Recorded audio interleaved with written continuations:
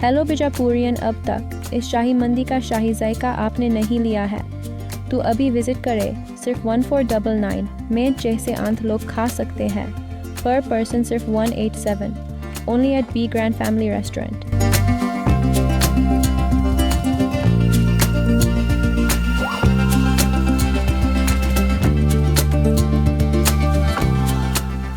मैं हूं आबिद हुसैन शेख, आपका खैर मकदम कर्नाटक एक्सप्रेस में। सबसे पहले नजर आज की हेडलाइंस पर।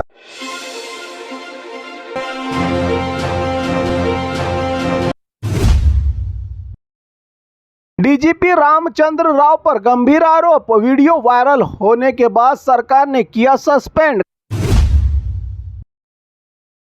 सरकारी स्कूल बच्चों के लिए शूज सॉक्स योजना में बदलाव। मौसम के हिसाब से चप्पल देने पर चल रहा है विचार।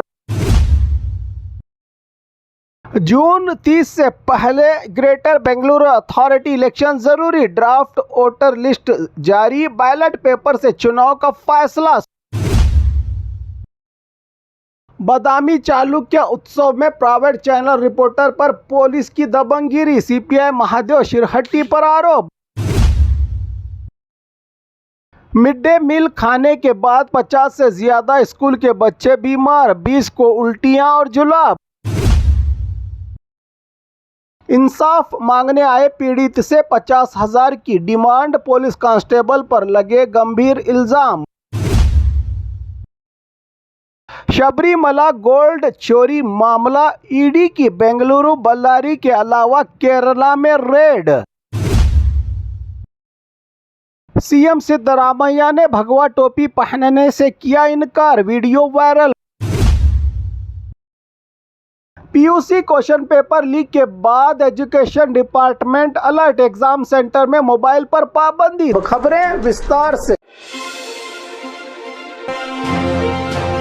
डीजीपी रामचंद्र राव पर गंभीर आरोप। वीडियो वायरल होने के बाद सरकार ने किया सस्पेंड। कर्नाटका पुलिस के senior officer DGP Ramchandra Rao पर महिलाओं के साथ गंदा और अश्लील बर्ताव के गंभीर आरोप लगे हैं। उनके चेंबर के अंदर ही महिलाओं के साथ गलत तरीके से पेश आने का वीडियो सोशल मीडिया पर वायरल हुआ है, जिसके बाद पूरे राज्य में हंगामा मच गया है। बताया जा रहा है कि ये घटना लगभग 6 से 7 साल पुरानी हो सकती है, जब रामचंद्र राव बेलगावी में आईजी के पद पर तैनात थे। वीडियो में एक वर्दी पहने हुए सीनियर अधिकारी का इस तरह का बर्ताव पुलिस डिपार्टमेंट और सरकार दोनों के लिए शर्मनाक माना जा रहा है। मामला सामने आने के बाद होम मिनिस्टर और चीफ मिनिस्टर ने तुरंत एक्शन लेते हुए डीजीपी रामचंद्र राव को सस्पेंड कर दिया है। सरकार ने कहा है कि चाहे अधिकारी कितना ही बड़ा क्यों ना हो, कानून से ऊपर कोई नहीं हो सकता। इस मामले में डिपार्टमेंट से इंक्वायरी शुरू कर दी गई है और आगे भी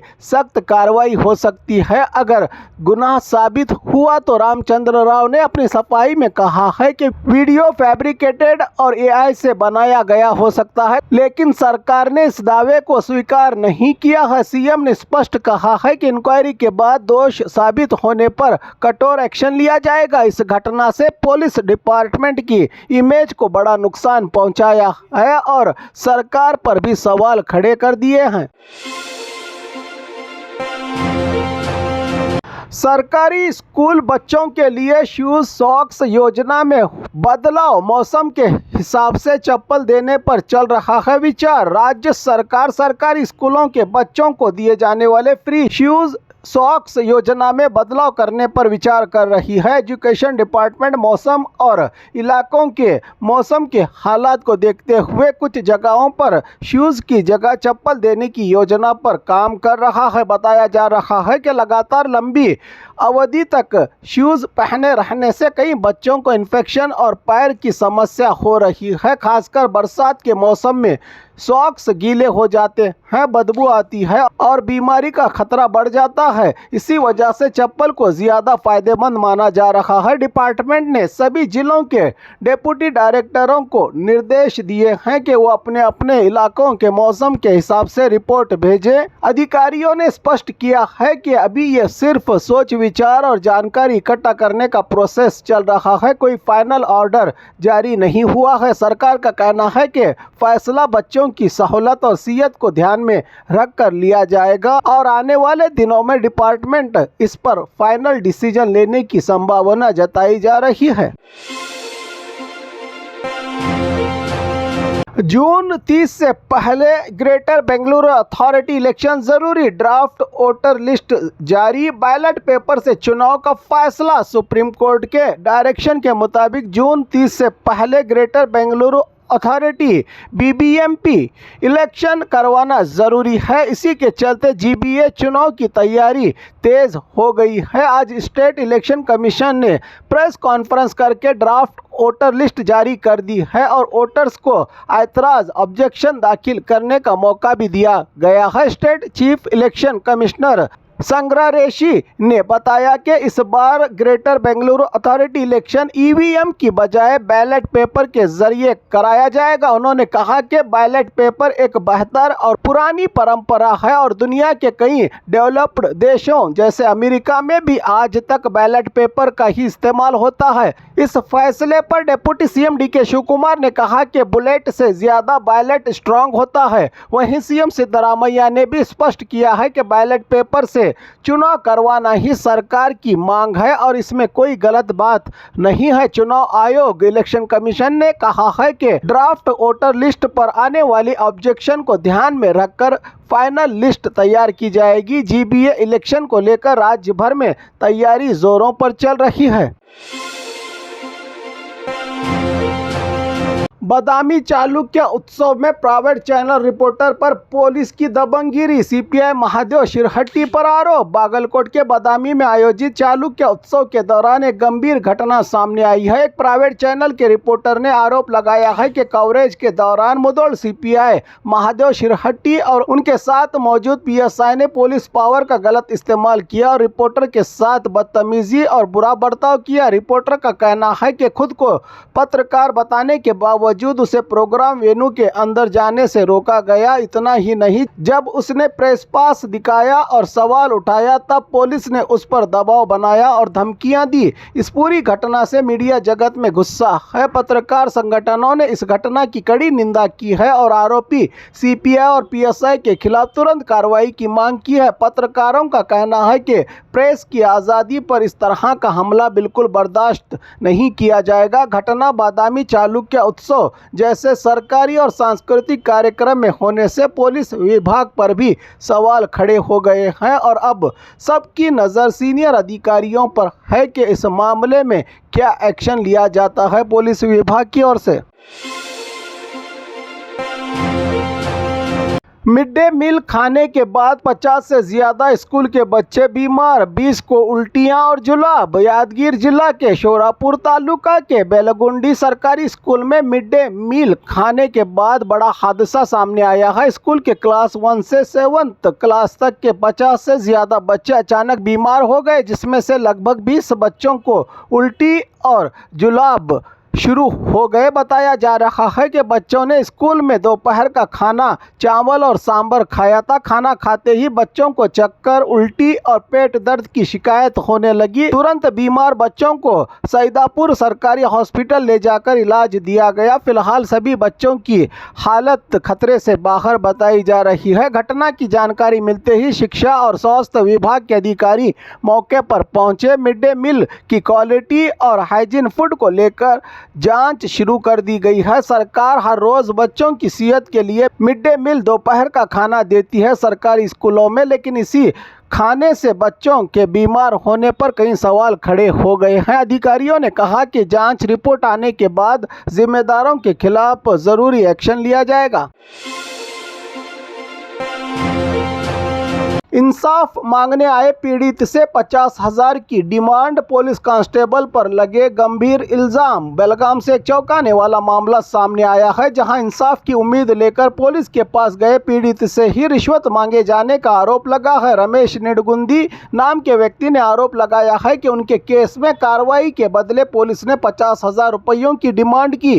पीड़ित का कहना है कि जमीन और पैसों के विवाद को लेकर उन पर हमला हुआ था। जबरदस्ती डॉक्यूमेंट्स लिखवाए गए और बैंक में डरा धमका कर साइन करवाई गई। इस मामले में उन्होंने किडनैपिंग, जानलेवा हमला और जाति आधारित अत्याचार का केस दर्ज करवाया था, लेकिन पुलिस ने सिर्फ 3 आरोपियों को पकड़ा, बाकी पर कोई कार्रवाई नहीं की। इससे नाराज जब रमेश पुलिस स्टेशन गए तो उनसे कहा गया कि पूरा इंसाफ चाहिए तो पैसा देना पड़ेगा। आरोप है कि पुलिस ने जिला एसपी रविंद्र गड़दी का नाम लेकर पहले 50,000 रुपये मांगे और जब इतनी रकम नहीं दी गई तो मोबाइल फ़ोन के ज़रिए 15,000 रुपये फ़ोन पे से ट्रांसफ़र करवा लिए। रमेश ने डीसीआईबी कांस्टेबल उमेश संगनगौडर के खिलाफ ये गंभीर आरोप लगाया है और मांग की है कि ऐसे रिश्वतखोर पुलिसकर्मियों के खिलाफ सख्त से सख्त कार्रवाई हो। उनका कहना है कि ऐसे लोग पूरी पुलिस डिपार्टमेंट की इमेज खराब कर रहे हैं और ईमानदार अधिकारियों का नाम भी बदनाम कर रहे हैं।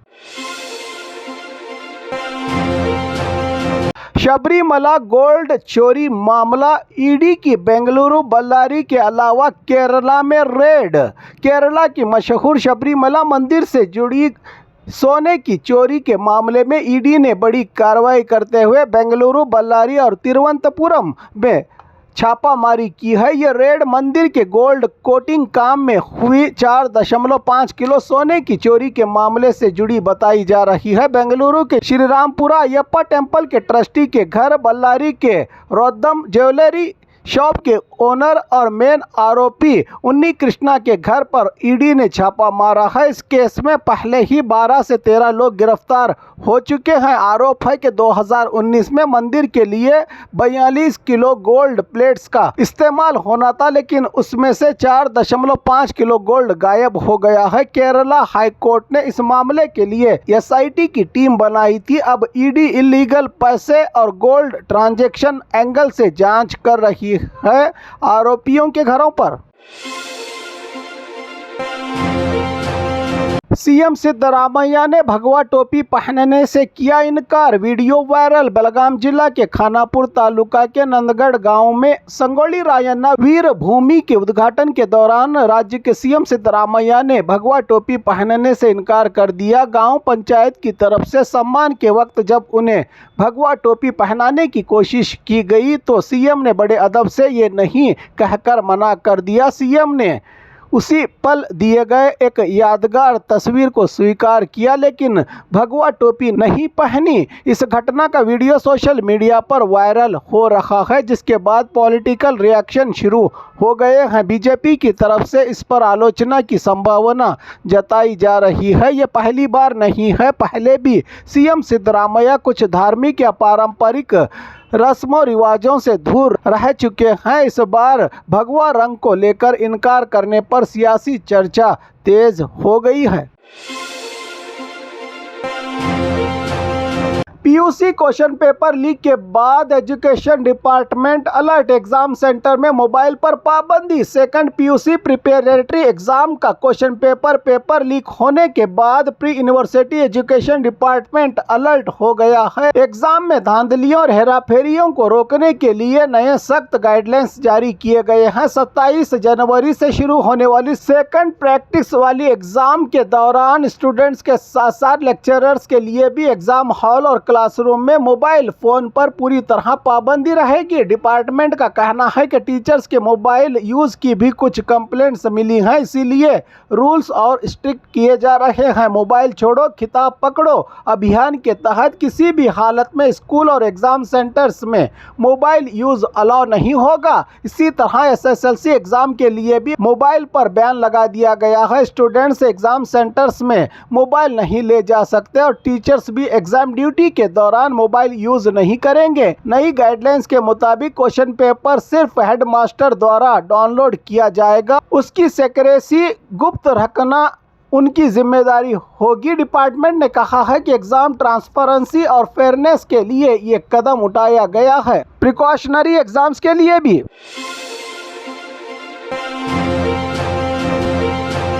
और खबरों के लिए देखते रहिए कर्नाटक एक्सप्रेस।